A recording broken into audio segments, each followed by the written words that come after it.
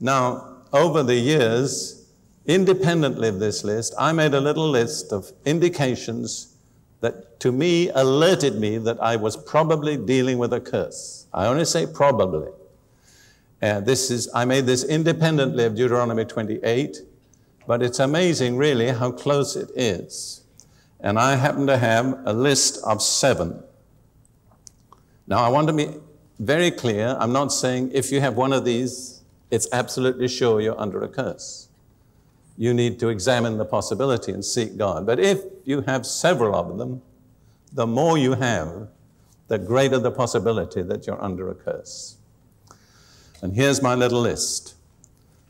Number 1, mental and or emotional breakdown. Where people fall apart, that's a phrase that's used today. You say he or she just fell apart. That's what I'm talking about, emotionally or mentally or both. Number 2, repeated or chronic sicknesses, especially if they're hereditary, because, you see, curses pass from generation to generation. Also, in situations where doctors cannot find any normal cause. Number 3, what are called female problems. Barrenness, a tendency to miscarry, and problems with menstruation. And Ruth and I have dealt with so many cases like this that wherever a person comes for prayer in that category, we just simply act on the basis that it's a curse. In fact, we have come to the place where we really feel often we're wasting our time to minister to the sick without first teaching them how to be delivered from the curse. We once called for a lineup of people with female problems, and in the middle of the line was a man. So when he came up, I said, "What's your problem? How can you have a female problem?" He said, "My problem is depression, and that's female." However, I didn't accept his statement. The next one, the breakdown of marriage and family alienation, where families fall apart, where marriages break up, where children are alienated from their parents, brothers from sisters. Very, very probably a curse at work. The next one, financial insufficiency.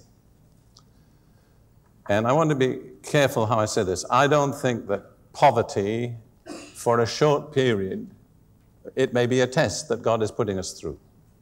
But if you're always short, if you never have enough, if you're always scraping, I think you're very probably under a curse. Then the next one is what they call accident prone. In other words, you're one of the people who always has an accident, you know? Now this is kind of objective because insurance companies will check on you and they'll give you a higher premium if they classify you as accident prone. I mean, that's not natural to be the person who always breaks your ankle when you step off the curb, or your wife always slams the car door on your finger, or whatever it may be. Or it's always your eye that a little bug flies into.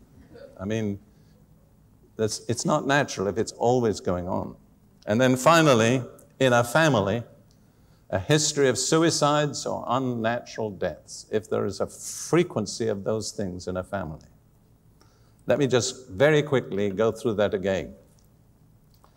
Mental and or emotional breakdown, repeated or chronic sicknesses, especially when they're hereditary, female problems, breakdown of marriage, family alienation, financial insufficiency, accident prone, and in a family, history of suicides and unnatural deaths. Now, that doesn't cover everything. So I try to give also what I'd call a general picture, because there are lots of things that could be the result of a curse that are not in that list. And this is what I've come up with as a result of dealing with many different people. You could say a curse is like a long, evil arm from the past, and you don't know how far back. And it's stretched out, and every time you're just about to succeed or get to where you want to be, this evil arm trips you up. And you have to get up and start again.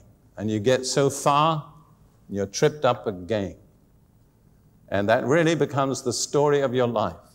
And you'd be surprised how many people have told me stories like that. And so many times they said, well, the same thing happened to my father or my grandfather. In other words, it seems to run in our family.